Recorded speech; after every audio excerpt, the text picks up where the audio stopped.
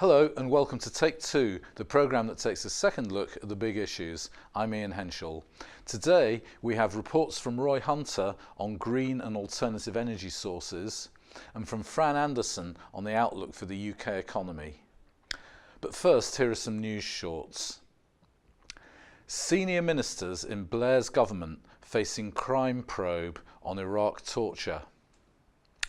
The recent attempt at a citizen's arrest of Tony Blair is not the only worry for the architects of the illegal invasion of Iraq in 2003. Former Defence Secretary Geoff Hoon is accused, alongside ex-Armed Forces Minister Adam Ingram, of colluding in war crimes. A dossier has been presented to the International Criminal Court on behalf of hundreds of Iraqi victims alleging 1,200 war crimes. The allegations are based on witness statements and evidence from the International Committee of the Red Cross and other humanitarian organisations. Ministers are accused of failing to prevent troops mishandling prisoners. The rising stars of New Labour are named in an application to the Office of the Prosecutor of the International Criminal Court to investigate claims of abuse in Iraq from 2003 to 2008. Former Defence Secretary Geoff Hoon and former Armed Forces Minister Adam Ingram are accused in the dossier of failing to do enough to prevent 1,000 torture cases and 200 of unlawful killing. The application has been supported by the widely respected Phil Shiner of Public Interest Lawyers, who says, "Every way you look at it, this points to the very top, and that means Geoff Hoon and others." Ironically, there does not seem to be an active case against the whole Blair team for launching an unprovoked war with the invasion of Iraq in 2003, an act forbidden in the UN Charter. The British government say that they do not need to follow the UN Charter because it has never been incorporated into UK law. But this official sophistry opens the door to an International Criminal Court prosecution, which can only go ahead if a country fails to take action against its own criminals. The then UN General Secretary Kofi Annan confirmed that the invasion was illegal, but the British government says it was legal because the UK courts refused to intervene because they hadn't got the UN Charter to base themselves on. It seems there are some very tangled webs here, but it seems likely that as time passes and other issues and scams take precedence, the rulers will be offering less and less protection to the Blair crowd. USS Ronald Reagan crew members, half suffering from cancer, to sue TEPCO for Fukushima radiation poisoning. After the US Navy sailors on the USS Ronald Reagan responded to the 2011 Fukushima disaster in Japan for 4 days, many returned to the US and say they have thyroid cancer, leukemia, brain tumours and more.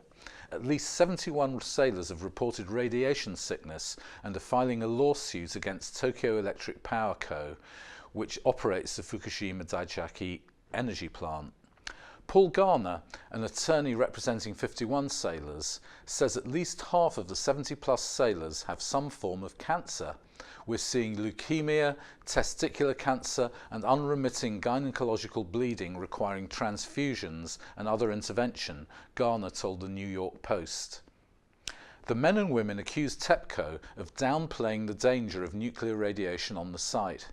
At the time, the government and media, notably the BBC, were claiming that there had not been a meltdown at the Fukushima reactors. So nobody took it seriously when the ship sailed through clouds of metallic-tasting radioactive snow caused by freezing Pacific air mixed with radioactive debris. Others were not so trusting though, and the ship found itself marooned on the high seas as country after country turned them away. And then we couldn't go anywhere, says sailor Lindsay Cooper. Japan didn't want us in port, Korea didn't want us, even Guam turned us away. We floated in the water for 2.5 months. Now my thyroid is so out of whack that I can lose 60 to 70 pounds in 1 month and then gain it back the next. My menstrual cycle lasts 6 months and I cannot get pregnant. The story has made it into the mainstream media, where the possibility of gross negligence has been raised. The Washington Times have wondered if the Navy and/or National Security Agency might have known about the conditions the sailors were being sent into. It seems that some in authority were aware of the true situation. In the first hours after the meltdowns, the BBC let slip that diplomats were considering evacuating Tokyo. US Green Party backs money reform candidate in California.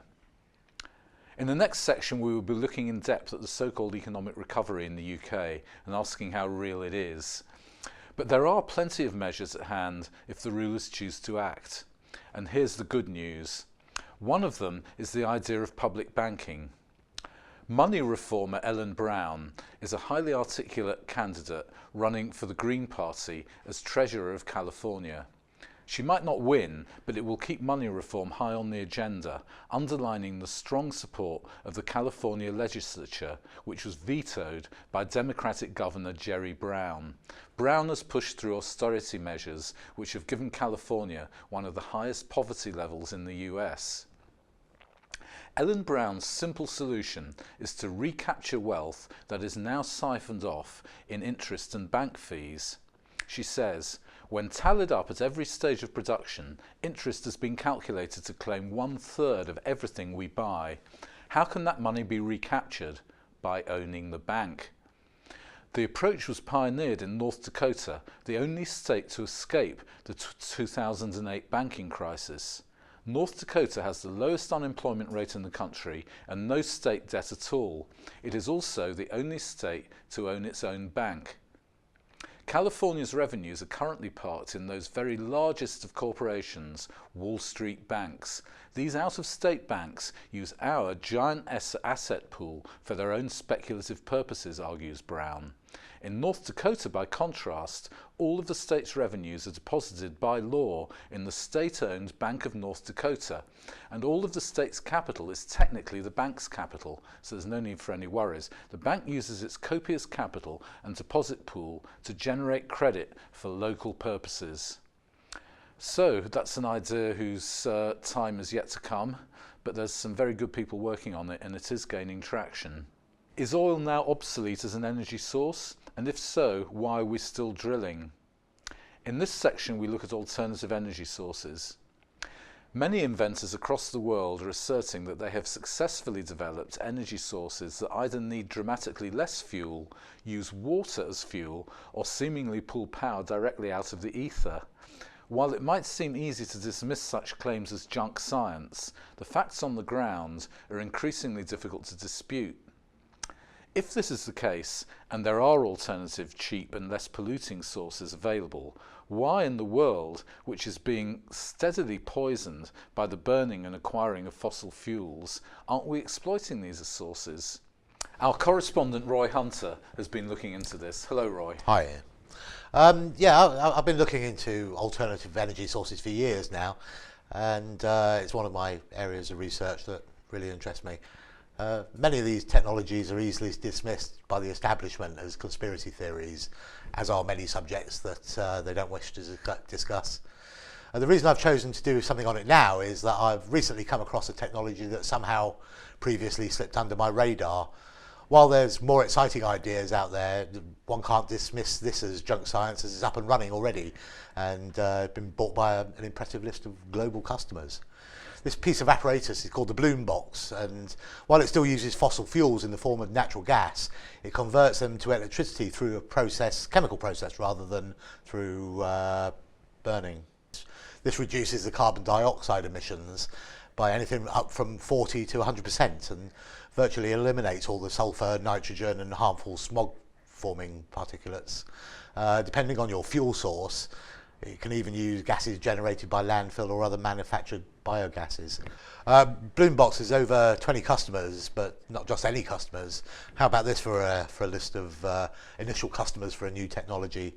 They've got FedEx, Walmart, Staples, Google, eBay, AT&T, Adobe, Bank of America, Nokia, Honda, Kellogg's and Verizon.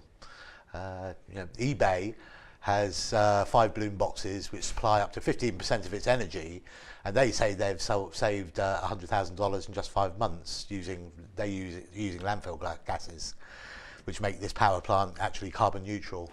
They'll see a return on their purchase after only 3 years. The other exciting aspect of this technology is that they can be localized. eBay, for instance, has got 5 units installed on their lawn outside their headquarters. These can be indefinitely added to just by installing more units. Also, this does away with the need for a power grid, which in the developed world wastes between 4 and 7% of the power, but in the developing world can waste anything up to 50%. Yeah, it's quite a lot. A small unit to power an average home, although they're not making those yet, is expected to cost around $3,000. Now, as I mentioned before, there's other more exciting technologies out there that don't need any fossil fuels at all. Nikola Tesla famously was said to have drawn energy from the surrounding air as far back as the early 1900s. But this was squashed when JP Morgan, who was Tesla's financial backer, purportedly said this energy was too cheap to meter.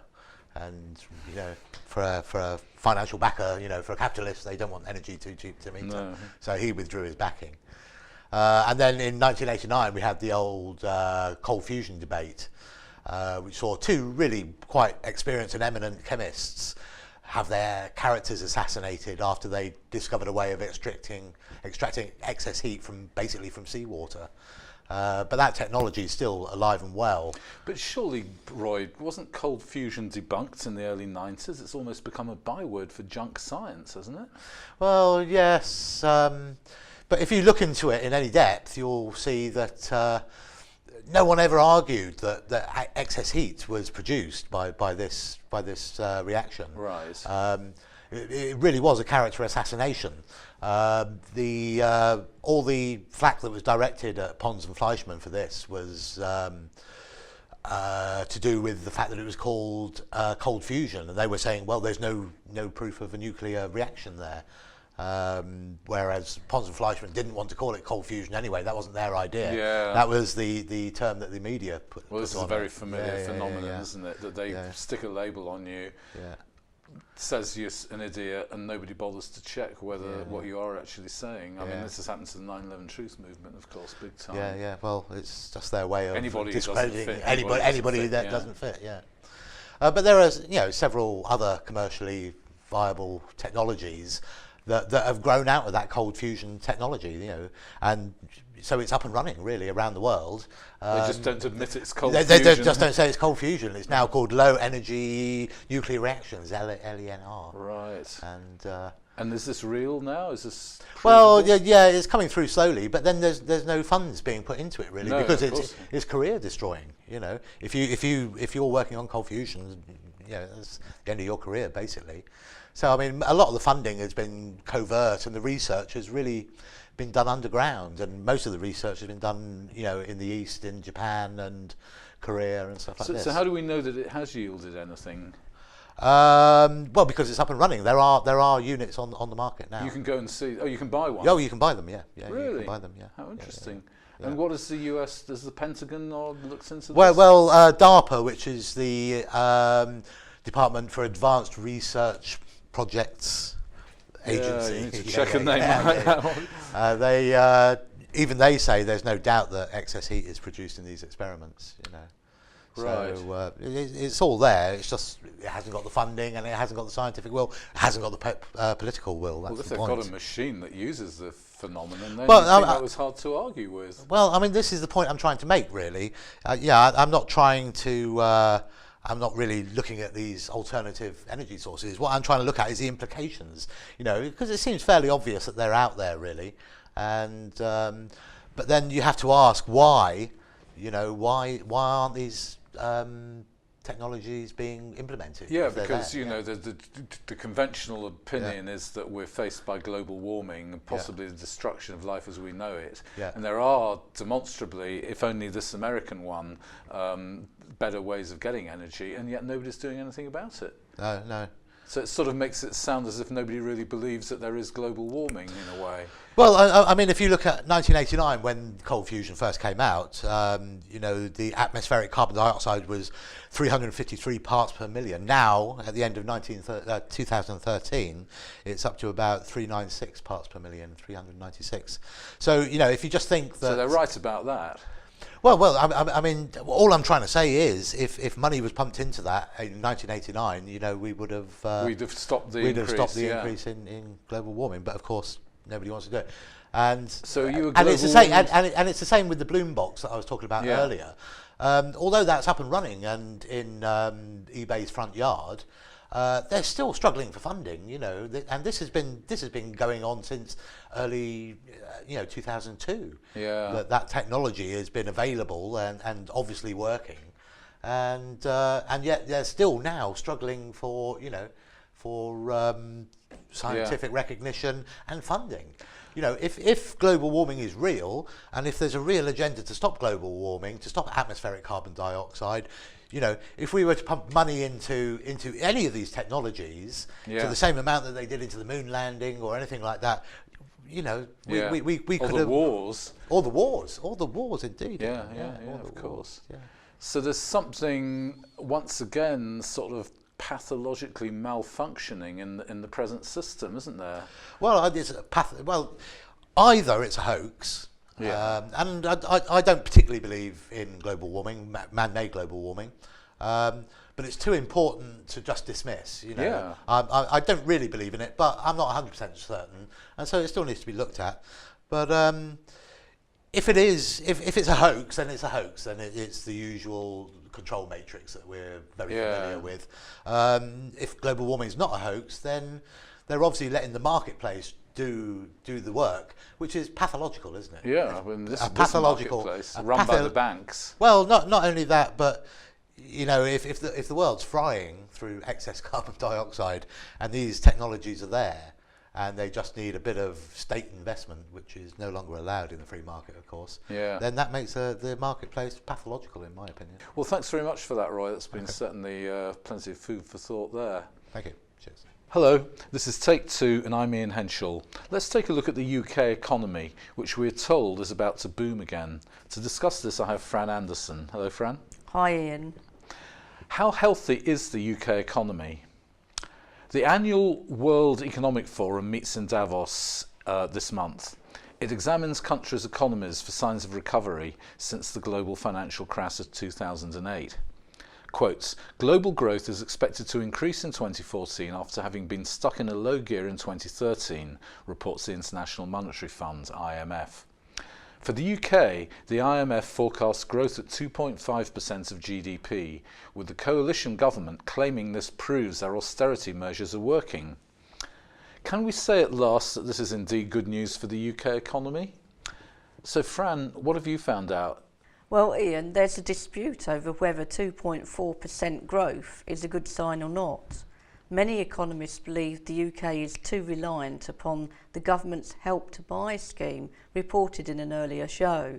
Briefly, the Help to Buy means taxpayers' money subsidises mortgage deposits, which critics say is okay while interest rates are low. The Bank of England said that as unemployment has decreased to 7.4%, it may decide to raise the interest rates. Bob Parnell, chief economist for the Council of Mortgage Lenders, is one who doesn't think there is a threat of a housing bubble, even when interest rates go up. However, Professor Paul Mitchell, economist, and Bank of England Governor Mark Carney are both concerned.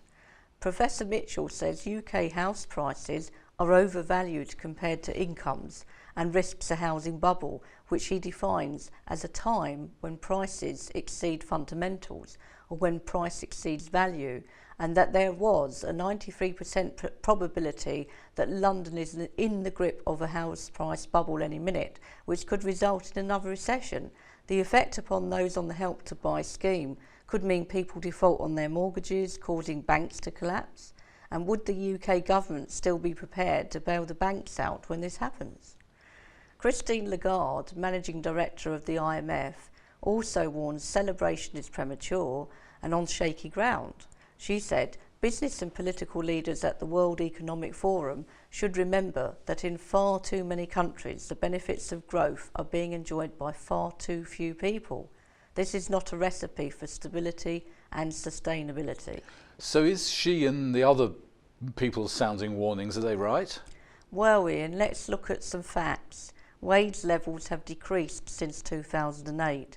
Shadow Chancellor Ed Bowles said this is the slowest recovery for 100 years and working people are facing a cost of living crisis with real wages now down £1,600 a year. With the growth of 0 hours temporary contract workers termed the precariat, replacing those that had long-term jobs, there's been a worsening of pay and conditions at work, as reported by the Roundtree Trust. With the cost of living crisis, the cost of energy, food and other essential supplies and services have risen at above inflation levels, whilst wages are below inflation levels. The benefit cuts add to the unemployed and low-income earners' woes, so people have less surplus income to spend on buying goods and services. For signs of a real recovery, we would need to see a rise in wages, or as Peter Spence, economist, points out, a rise in their debt-to-income ratio.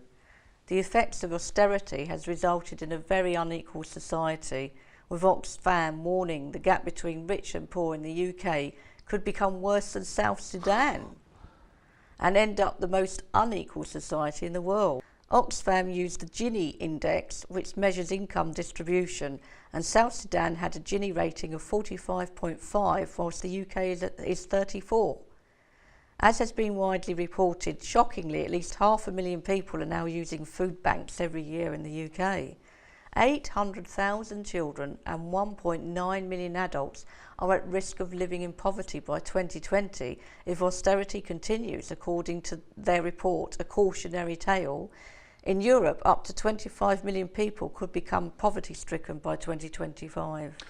So what's the alternative to austerity? Well, we in Oxfam, amongst many, are calling for a new economic model across Europe, invest in public services, greater institutional democracy, fairer tax systems, make big tax avoiders pay, revitalise the manufacturing sector to make good quality goods the world wants, an emphasis on economic justice and measures to redistribute wealth, an economy that is environmentally sustainable, and many more issues. Osborne exalts those who do the right thing, but this only refers to the poor, whilst his government squanders taxpayers' money on expensive taxpayer-funded privatisation of public services and refuses to chase up the tax avoiders. If there is any new growth, it looks likely only the rich will benefit to the detriment of society, which will become even more unequal. Sociological studies show the wider the gap between the rich and poor, the more a society breaks down, with a rise in mental breakdowns, suicides and crime. Poverty is linked to increases in shoplifting, begging, prostitution, drug dealing as people become desperate. Austerity policies and cuts kill. Well, we'll be reporting on this again, and of course, as we said as I told you in the news, we have got Ellen Brown standing on a money reform platform in California. She won't win, but it gets it up the agenda, and it does seem to be one of the key pressure points on the system, the fact that they control the money, basically, and through the banking system, the creation of money. And then, of course, there's the whole issue of the citizen's wage, isn't there? This theory that you could just give everybody a flat rate sum without any, means testing, allowing them to work at the same time. The rich, the poor, everybody gets it, and it's just enough to live on. Maybe not that generous, but it's a right based on the fact that our whole civilization floats all of us, and that Rupert Murdoch would still be living in a cave if it wasn't for his ancestors and the rest of us, just like we all would be. What do you make of that plan? Well, that's a good point, Ian. I think that needs some further investigating, because obviously people are going to say how are they going to fund it, and of course the answer could be, well, if we make the corporations pay the taxes that they owe, and other super rich individuals or multinational companies, perhaps we could find the money to do it from that way. Yeah. Well, there's this spectacular statistic that's credited to somebody called Margaret Kennedy, I think, that altogether what you spend, about 30% of it goes on interest rates. So, if there wasn't interest, obviously there has to be, but if that is a huge amount of what people spend their money, and of course obviously mortgages, people spend a huge amount of money on their mortgages, but everywhere else it all creeps in and adds up to about 30% of the economy is one way or another screamed out by the owners of capital, because obviously you pay interest to somebody who's got capital. So it seems a bit of a crazy system in that respect as well. Well, I noticed that one of the freelance journalists I was listening to, Martin Summers, actually came up and said something very interesting. He said the policies of this government in the UK is socialism for the rich, but capitalism for the rest of us. Okay, well, thanks very much, Fran. Well, that brings us to the end of today's show. Thanks very much for watching, and don't forget to tune in to the next show.